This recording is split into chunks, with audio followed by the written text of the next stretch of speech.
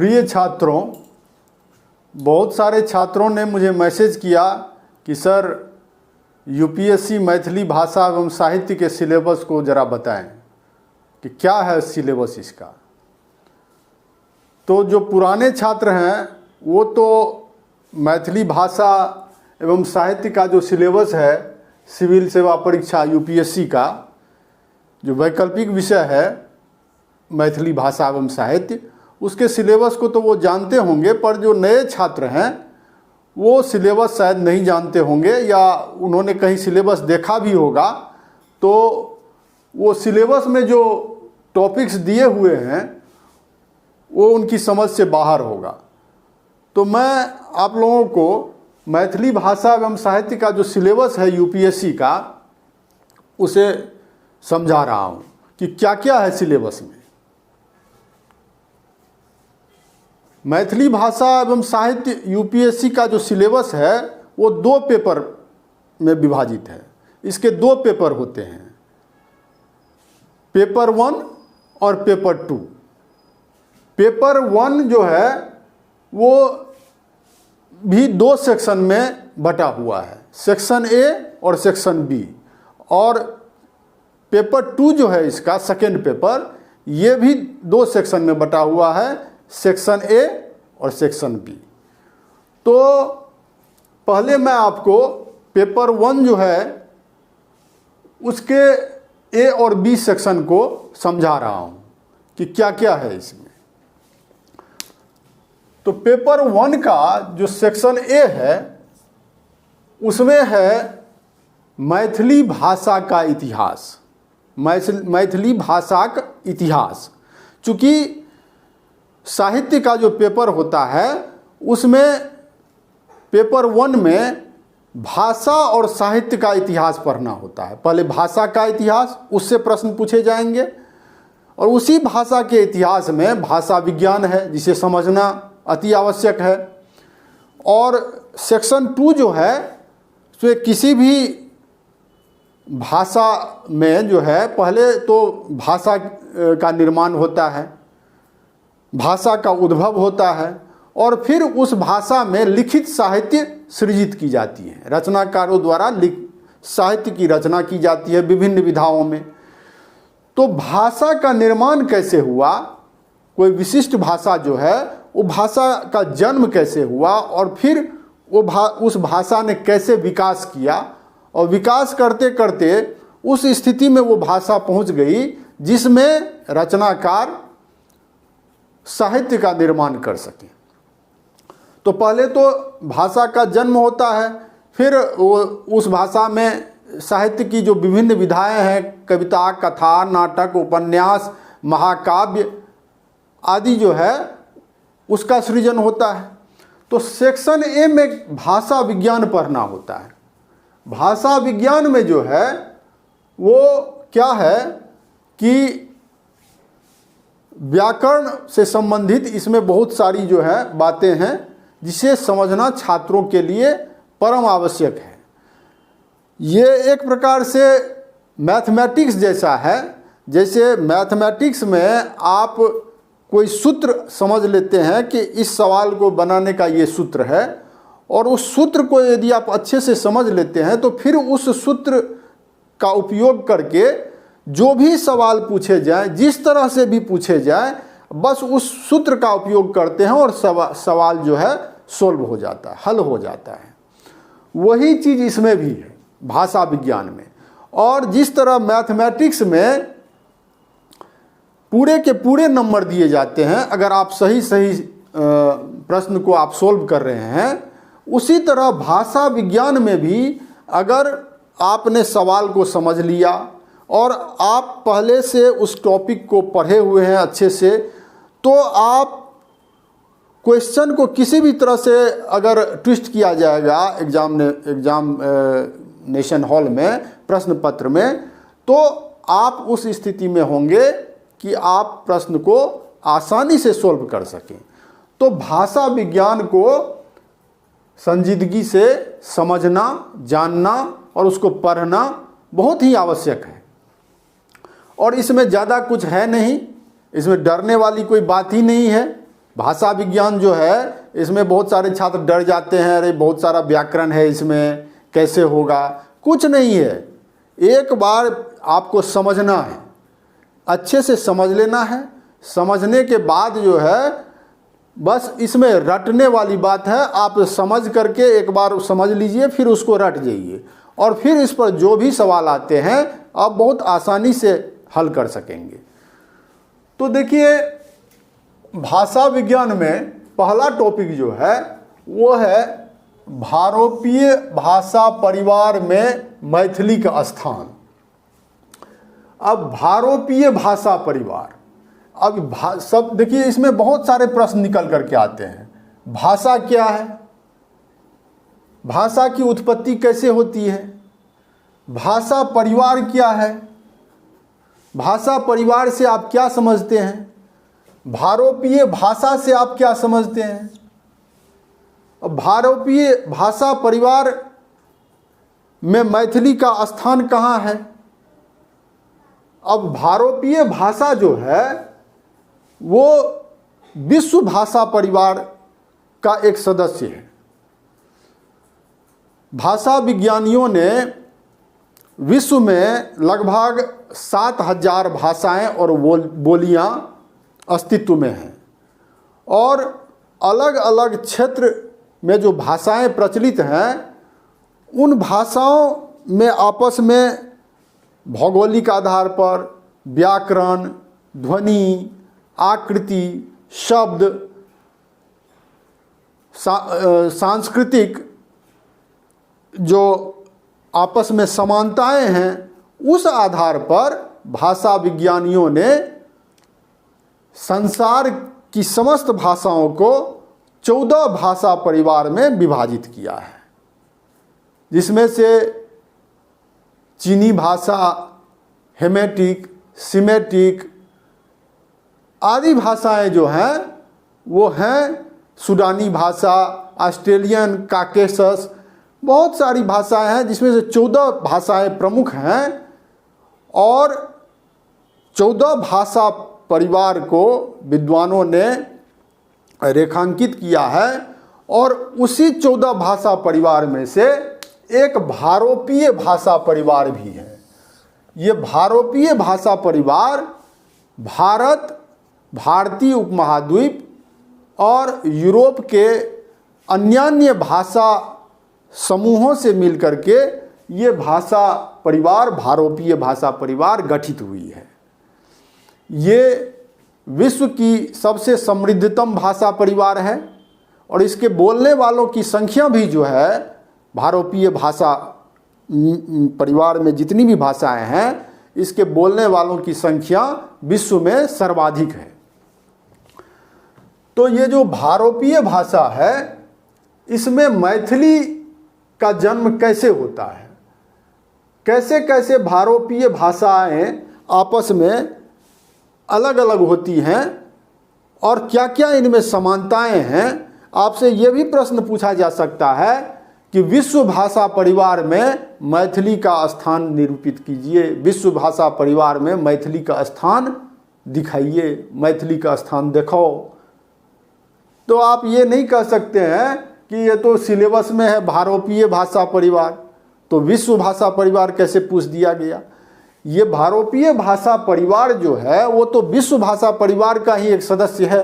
तो आपको इसके आंसर में पहले विश्व भाषा परिवार को दिखाना होगा कि कौन कौन सी 14 भाषाएं हैं, फिर उसमें भारोपीय भाषा दिखाना होगा कि वो कहाँ पर है, और फिर भारोपीय भाषा से आपको कैसे कैसे बाइफर्केशन हुआ है वो दिखाते हुए आपको फिर दिखाना होगा कि कहाँ मैथिली अपने पृथक स्थान को मैथिली ने प्रकट कर लिया है। तो ये भारोपीय भाषा परिवार में मैथिली का स्थान जो है ये टॉपिक बहुत ही महत्वपूर्ण है। अगर आप जैसा मैंने कहा कि मैथमेटिक्स की तरह इसमें नंबर दिए जाते हैं, अगर आप इसके स्ट्रक्चर को जो मैंने बनाया है वो बहुत ही आसान है समझने में। जब मैं क्लास में आपको समझाऊंगा, जब छात्रों को समझाता हूं तो बहुत आसानी से छात्र इसको समझ जाते हैं और एक बार समझ गए तो फिर आपको किसी भी एंगल से किसी भी तरह से प्रश्न पूछा जाए इस टॉपिक पर तो आप इसका उत्तर बहुत आसानी से और सटीक उत्तर आप लिख पाएंगे। तो भारोपीय भाषा परिवार में मैथिली का स्थान। दूसरा जो इसका है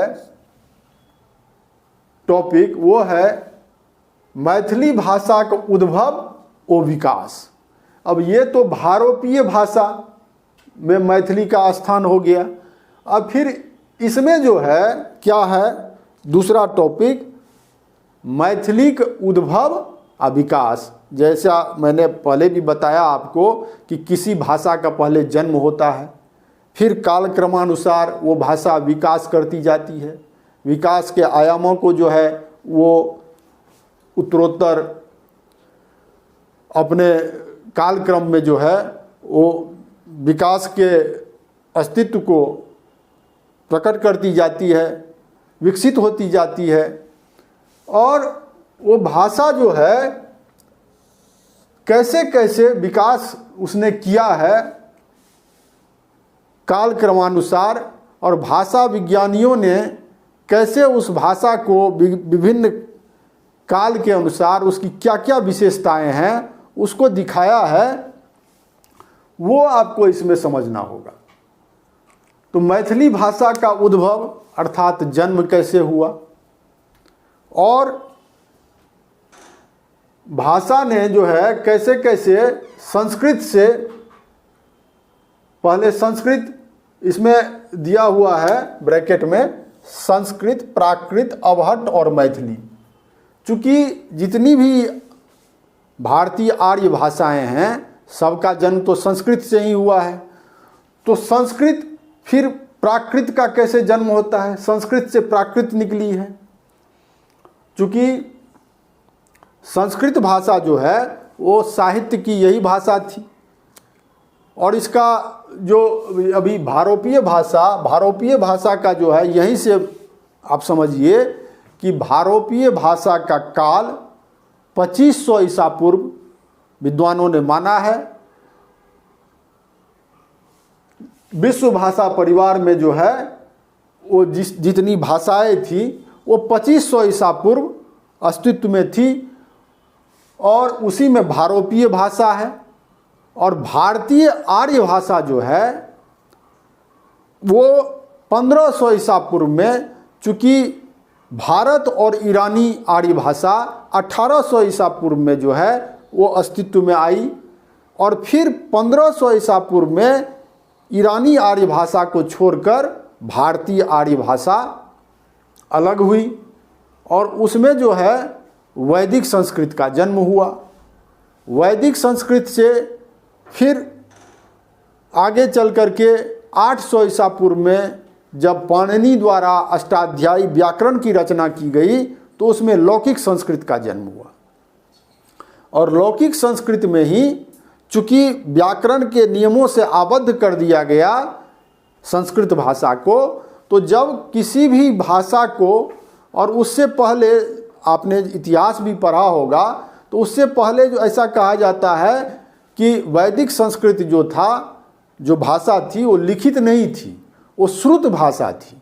श्रुति के माध्यम से वो जो है पढ़ाया जाता था छात्रों को, और सुन करके फिर सीखा जाता था। पर जब लौकिक संस्कृत का जन्म हो गया, संस्कृत जो है व्याकरण के नियमों से पाणिनि ने इसको जो है आबद्ध कर दिया, तो इसमें साहित्यिक रचनाएं होने लगी। और साहित्यिक रचनाएं जब होने लगी तो फिर ये लंबे समय तक इसमें साहित्यिक रचना होती रही। लेकिन किसी भी भाषा के विकास का एक सिद्धांत है कि वो भाषा जो है साहित्यिक रूप में रचनाकारों द्वारा तो लिखी ही जाती है, साहित्य का निर्माण तो किया ही जाता है, पर जन सामान्य में जो है मौखिक भाषा वो चलती रहती है। वो अनवरत रूप से जन सामान्य में मौखिक भाषा प्रचलित रहती है, और जैसे जैसे समय बीतता है उसके स्वरूप में भी परिवर्तन होता जाता है। तो जो जिस समय लौकिक संस्कृत का जन्म हुआ 800 ईसा पूर्व में, उस समय जो जन सामान्य में प्रचलित भाषा थी वो आगे चल कर के 500 ईसा पूर्व में उसमें परिवर्तन हो गया। चूँकि भाषा और बहता नीर, ये भाषा को बहता नीर कहा गया है इसीलिए क्योंकि वो एक समान नहीं रहता है। वो जैसे जैसे समय का विकास होता जाता है भाषा में भी परिवर्तन होता जाता है। तो ये आम बोलचाल में जो भाषा थी अस्तित्व में वो आगे चल करके प्राकृत के रूप में प्रकट हुई। और प्राकृत भाषा भी इसमें भी जो है आगे चल करके विद्वानों ने, वैयाकरणाचार्यों ने इसमें व्याकरण से इसको प्राकृत भाषा को भी आबद्ध कर दिया। इसमें भी व्याकरण के नियम बना दिए गए। अब जो है प्राकृत में साहित्य की रचनाएं होने लगी। जैसे प्राकृत में जो है इसको भी विद्वानों ने 3 काल में बांटा है। जब भाषा का कालिक विभाजन वाला टॉपिक आएगा तो उसमें मैं बताऊंगा आपको। अभी बस समझिए कि भाषा का जो है कैसे कैसे विकास हुआ और मैथिली भाषा का जन्म कैसे हुआ और फिर उसका विकास, ये समझना है आपको। तो प्राकृत में भी साहित्य की रचनाएं होने लगी और ये इसमें रचनाएं जो है चलती रही। फिर ये प्राकृत भाषा भी अपभ्रष्ट हो गई। चूँकि ये भाषा का नियम है कि जन सामान्य में, साहित्यिक भाषा तो अपनी चलती रहती है, जन सामान्य में जो भाषा है वो नए नए शब्दों को जन सामान्य ग्रहण करती है और उसे जो है व्यवहार में लाती है। तो जन सामान्य में एक अलग भाषा का जन्म हो गया मौखिक रूप से, जिसे अपभ्रष्ट भाषा कहा गया और बाद में उसे ही देसी भाषा, देश भाषा, अपभ्रंश आदि नामकरण से उसको नामित किया गया। उसका नामकरण जो है और फिर बाद में उसी को जो है, उसी को अपभ्रंश को ये 800 ईसा पूर्व के 800 ईस्वी के आसपास जो है ये अपभ्रंश का जन्म हुआ। और इसमें भी जो आगे चल के रचनाएं हुई क्षेत्रानुसार, चूँकि भाषा का जो है वो हर एक क्षेत्र के अनुसार अलग अलग स्वरूप प्रकट होने लगा और उसको अलग अलग नाम जो है विद्वानों ने दिशा के आधार पर दिया है। तो फिर इसमें जो है अवहट्ट का जन्म हुआ। अब चूंकि मैथिली को दिखाना है कि मैथिली का उद्भव और विकास कैसे हुआ है, तो अवहट्ट का जन्म हुआ और इस अवहट्ट में जो है मागधी प्राकृत से, चूंकि प्राच्य कुल के मागधी से जो है ही जन्म हुआ है अवहट्ट का, और उसी अवहट्ट से मैथिली भाषा निकली। तो ये जब क्लास में मैं बताऊंगा विस्तार से टेबुलर फॉर्म में, तो आपको बहुत आसानी से समझ में आ जाएगा। अभी सिलेबस समझा रहा हूँ तो आप बस इतना ही समझिए कि अवहट्ट का जन्म हुआ और फिर उसी से मैथिली भाषा जो है वो निकली। तो मैथिली भाषा का उद्भव और विकास वाला जो टॉपिक है ये भी उतना ही महत्वपूर्ण है। इसमें भी गणित जैसे नंबर आते हैं, गणित में जैसे नंबर आते हैं पूरे के पूरे, आपने एक बार भाषा का ये कैसे कैसे उद्भव हुआ है, कैसे कैसे भाषाएं निकली हैं और उसमें मैथिली कहाँ जन्म हुआ है, मैथिली का कहाँ जन्म हुआ और मैथिली ने कैसे कालक्रमानुसार विकास किया, वो कालक्रम को अगर आप समझ गए तो फिर जो है आपको कोई दिक्कत नहीं होगी। इस टॉपिक पर जितने भी प्रश्न पूछे जाएंगे, जैसे भी पूछे जाएंगे, बहुत आसानी से आप उसको सॉल्व करेंगे और इसमें पूरे अंक दिए जाते हैं। तो अगर प्रथम पत्र में आपने भाषा सेक्शन को सही कर लिया, भाषा सेक्शन पर अगर आपने थोड़ा मेहनत कर लिया तो निश्चित रूप से आपको इसमें भरपूर नंबर आएंगे। और इसका जो है साहित्य सेक्शन, भाषा सेक्शन में तो अधिकतर छात्र जो थोड़ा सा मेहनत करते हैं वो अच्छे नंबर ले आते हैं, पर जब पेपर 2 में आएंगे साहित्य सेक्शन में, तो मेन तो जो है सारा कुछ उसी में है, क्योंकि उसमें लड़कों को अच्छे मार्क्स नहीं आते हैं। और मैं पेपर 2 को ही बहुत अच्छे से पढ़ाता हूँ, मेरा फोकस जो है वो पेपर 2 पर रहता है। चूँकि मार्क्स अगर ओवरऑल बढ़िया लाना है मैथिली साहित्य में, तो पेपर 2 को फोकस जब ही करेंगे आप, जब करेंगे तभी आपको अच्छे नंबर मैथिली साहित्य में आएंगे। पेपर 1 में आपने मेहनत कर लिया, मैं समझा दूंगा, इसका फार्मूला समझा दूंगा, भाषा विज्ञान को समझा दूंगा, आप रट लेंगे, याद कर लेंगे, तो आपको नंबर तो आने ही हैं। इसमें भाषा विज्ञान में आपको नंबर आने ही आने हैं, इसमें कोई जो है दो मत है ही नहीं। पर साहित्य सेक्शन जो है पेपर 2 का, और इसका सेक्शन बी जो है वो भी है, उसमें भी मार्क्स आते हैं, पर भाषा विज्ञान में अच्छे नंबर आते हैं। और उसमें गारंटी रहती है कि अगर आपने पढ़ लिया, थोड़ा मेहनत किया, मैं जो समझाता हूँ उसको आपने फॉलो किया, तो आपको भाषा विज्ञान में पूरे के पूरे नंबर आएंगे।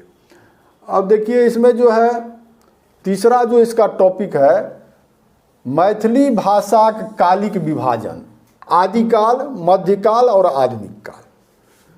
मैथिली भाषा का कालिक विभाजन, कालिक विभाजन का अर्थ हुआ जो काल क्रमानुसार मैथिली भाषा का जो विकास हुआ उसको विद्वानों ने विभिन्न कालों में विभाजित कर दिया है। साहित्य का काल विभाजन भी उस सिलेबस में है, वो अलग टॉपिक है, वो साहित्य का काल विभाजन है। यहाँ भाषा का काल विभाजन है सिलेबस में। तो भाषा का काल विभाजन जो है वो भी पढ़ना अति आवश्यक है और समझना भी अति आवश्यक है। जैसे विद्वानों ने आदिकाल, मध्यकाल और आधुनिक काल में मैथिली भाषा के विकास को दर्शाया है। आदिकाल का जो है काल माना गया है 1500 से 500 BC, 1500 से 500 ईसा पूर्व, और मध्यकाल को विद्वानों ने माना है 500 BC से 1000 AD। मध्यकाल को माना है 500 BC से 1000 AD, यानी 500 ईसा पूर्व से लेकर के 100 ईस्वी तक मध्यकाल। और आधुनिक काल जो है उसका आरंभ 1000 ईस्वी से अभी तक माना जाता है। ये समस्त भाषाओं का जो है वो काल है। तो इसमें मैथिली का मुख्यतः आगे विद्वानों ने दिखाया है। पंडित गोविंद झा, महामहोह उमेश मिश्र आदि विद्वानों ने कहा कि ये 1000 ईस्वी से लेकर के 1800 ईस्वी तक जो आधुनिक काल जो मुख्यतः मैथिली भाषा का प्रारंभ होता है वो 18वीं सदी से प्रारंभ होता है। तो यहाँ तो मैथिली भाषा जो है 1000 AD में मैथिली भाषा ने अपने पृथक अस्तित्व को ग्रहण नहीं किया था। मैथिली भाषा का जन्म हो गया था, पर ये जो काल है 1000 AD का काल, इसमें समस्त जो पूर्वांचलीय भाषाएं हैं उसके अंश मिलते हैं।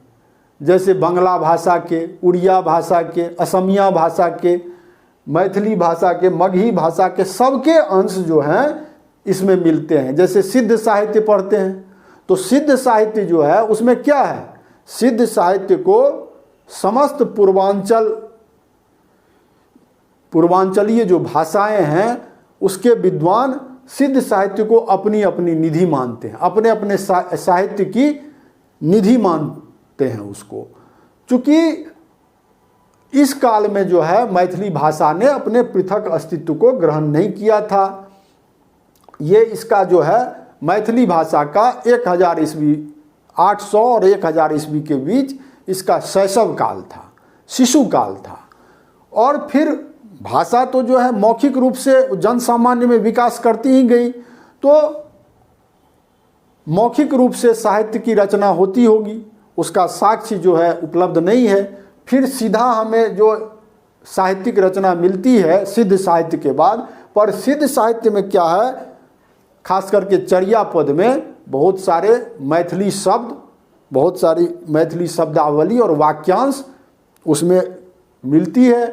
तो इसलिए कहा जाता है कि सिद्ध साहित्य जो है वो सांस्कृतिक, व्याकरणिक और मैथिली शब्द जो उसमें बहुत सारे पाए गए हैं, उसको देखते हुए इसे मैथिली साहित्य की निधि माना गया है। मैथिली साहित्य का एक जो है सो इसको माना गया है कि ये प्रारंभिक इसकी साहित्य है, सिद्ध साहित्य।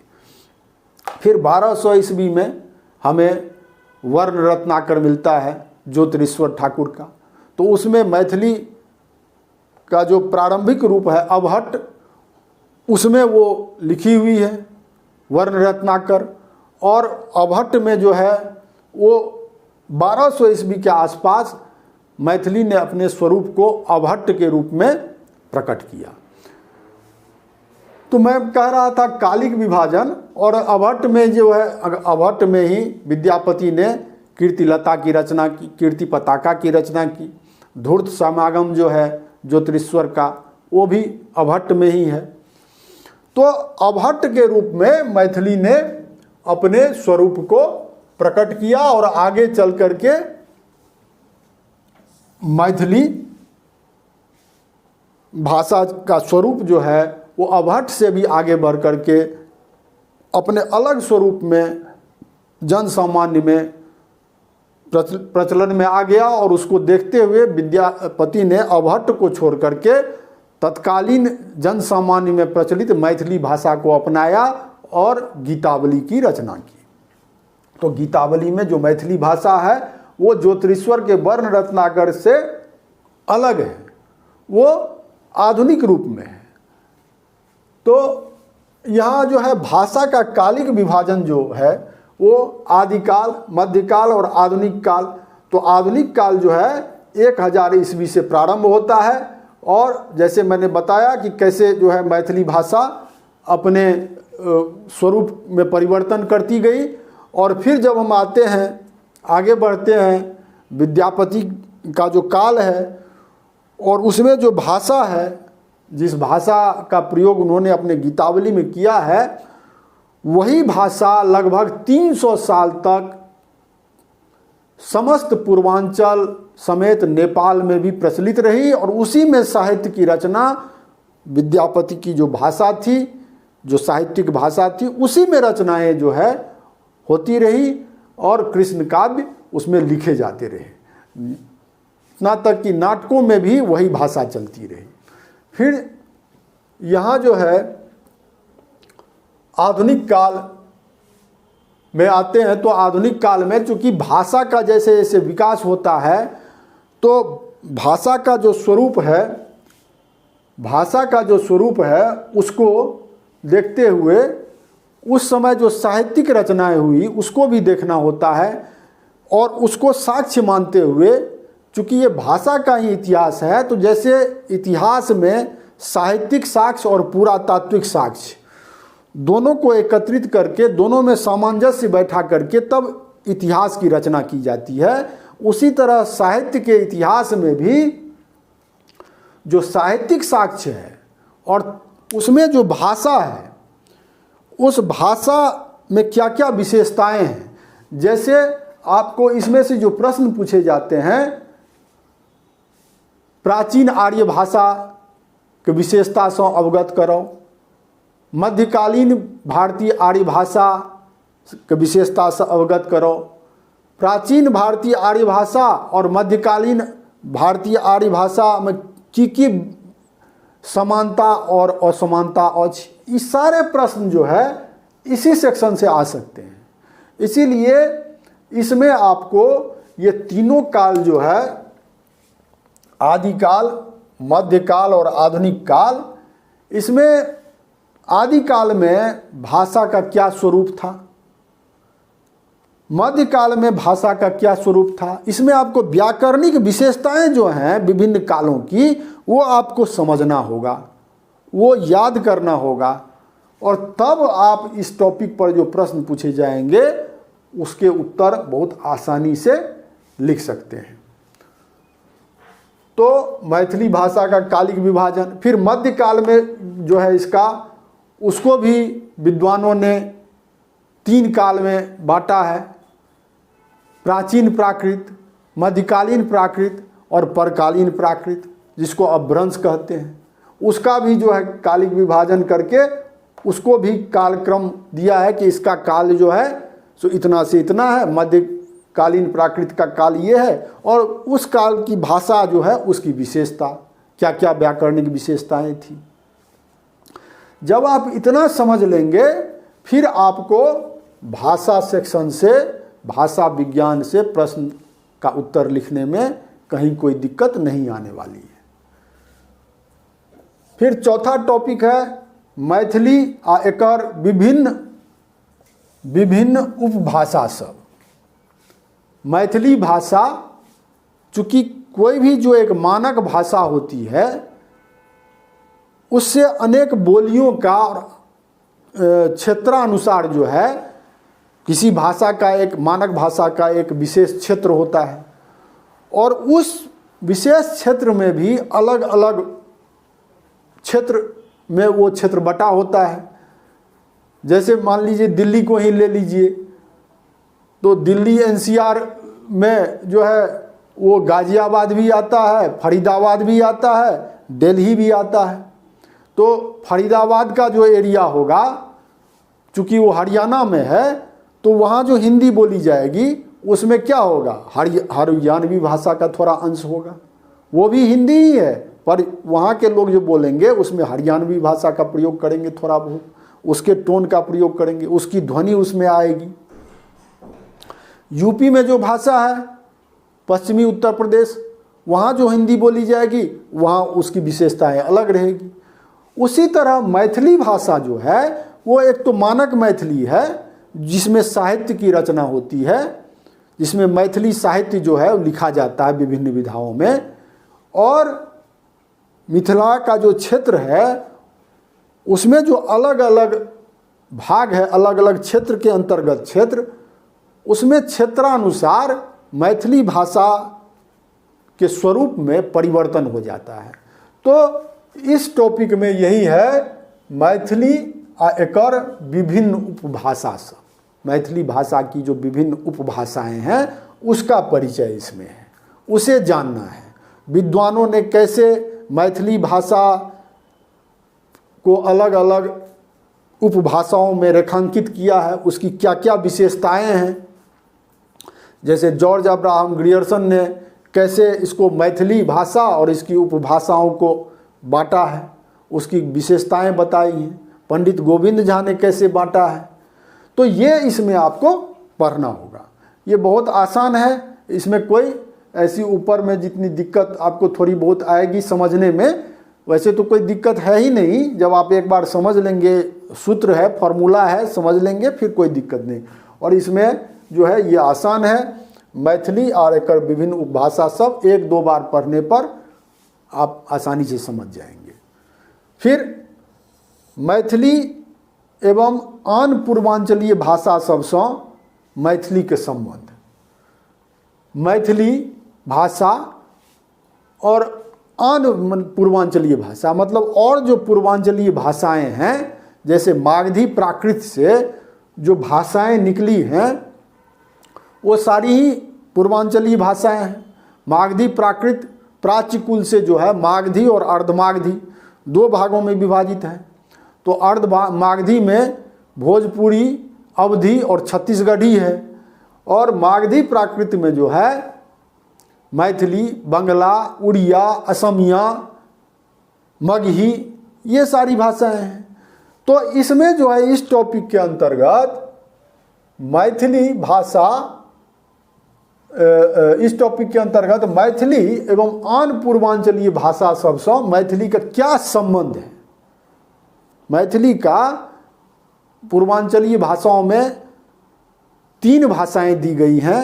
जैसे महामहोह उमेश मिश्र ने प्राच्य कुल से दिशा के आधार पर भाषाओं को दिखाया है। उत्तर पूर्वी, दक्षिण पूर्वी, पश्चिमी, पूर्वी।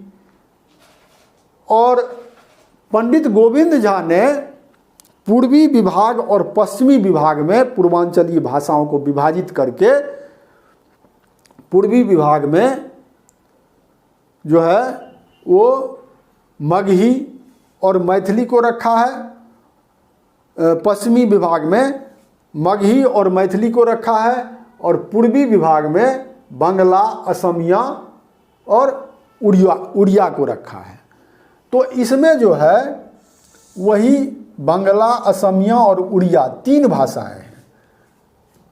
पंडित गोविंद झा का जो विभाजन है वो भी यही है। पूर्वी विभाग में उन्होंने बंगला, असमिया और उड़िया को रखा है, और इन तीनों भाषाओं का मैथिली भाषा के साथ क्या संबंध है। तो संबंध में जो है वो समानता और असमानता दोनों दिखाना होता है कि जैसे बंगला भाषा के साथ मैथिली भाषा की क्या समानताएं हैं और क्या क्या असमानताएं हैं। तो ये भी बहुत आसान है, आसान टॉपिक है। ये भी 1 बार 2 बार आप चैप्टर को पढ़ेंगे, मैं पढ़ाऊँगा, फिर आपको इसमें कहीं दिक्कत आने वाली नहीं है। अगला टॉपिक है भाषा विज्ञान में तिरहुता लिपि का उद्भव और विकास। तिरहुता लिपि जो मैथिली भाषा की लिपि है उसका उद्भव कैसे हुआ। वैसे तो अब जो है जो भी साहित्य की रचना होती है मैथिली साहित्य में वो देवनागरी लिपि में होती है, पर पहले जो प्रारंभिक रचनाएं थी वो तिरहुता लिपि में, अभी भी कुछ पांडुलिपियाँ जो हैं पांडुलिपियाँ वो तिरहुता लिपि में है। तो तिरहुता लिपि जो मैथिली की प्राचीन लिपि है, और इस तिरहुता लिपि का नाम जो है नामकरण हुआ चूँकि मैथिली भाषा को तिरहुता भाषा कहा जाता था, तिरहुती भाषा। तो बाद में 1801 ईस्वी में कोलब्रुक महोदय ने इस भाषा का मैथिली नामकरण किया, इस भाषा को मैथिली नाम दिया, लेकिन पहले इसको तिरहुता भाषा ही कहा जाता था। तो तिरहुता भाषा की जो लिपि है उसको तिरहुता लिपि कहा जाता है। और तिरहुता लिपि जो है उसका जन्म कैसे हुआ और उसने कैसे विकास किया, बस इसमें यही पढ़ना है, ज़्यादा कुछ नहीं है इसमें। फिर 7वां टॉपिक जो है मैथिली में सर्वनाम और क्रियापद, ये भी बहुत आसान है। मैथिली में प्रोनाउन जो होता है सर्वनाम, संज्ञा के बदले जो आया उसको सर्वनाम कहते हैं। तो सर्वनाम और क्रियापद यानी वर्ब, मैथिली के वर्ब और सर्वनाम को जो है प्रोनाउन को पढ़ना है बस। तो ये जो है आपका 5वां, 6ठा और 7वां, ये तो कुछ है ही नहीं। ये तीनों तो बहुत आसान है, आप समझ लेंगे एक बार, फिर इसमें से प्रश्न जो भी पूछे जाएंगे कोई दिक्कत नहीं आने वाली है। बहुत सारे लोग डराते हैं इसमें ये है वो है और बहुत पढ़ना होगा, समझना होगा। समझना ज़रूर होगा, थोड़ा सा ध्यान ज़रूर देना होगा। ये जो आप सोचेंगे कि नोट ले लिए, नोट मिल गया, चलो नोट रट के जाके परीक्षा दे दें, तो उसमें भी नंबर आपको आएंगे, पर जो एक्सपेक्टेड मार्क्स है, जो इस मैथिली भाषा एवं साहित्य जो विषय है उससे जितने मार्क्स की आशा की जाती है, जितने मार्क्स आने चाहिए, वो मार्क्स आपको नहीं आएंगे। तो उसके लिए आपको ये भाषा विज्ञान को ये 3 टॉपिक जो है, पहला, दूसरा और तीसरा, ये आपको बहुत गहराई से समझना होगा। और इस 3 टॉपिक को आपने समझ लिया तो ये आपका नंबर जो है भाषा विज्ञान में बहुत ऊपर उठा देगा। तो यही 7 टॉपिक हैं सेक्शन ए में। अब जो है इसका सेक्शन बी, उसमें मैथिली साहित्य का इतिहास वो है। तो अब आइए देखते हैं सेक्शन बी मैथिली साहित्य के इतिहास में क्या क्या है टॉपिक।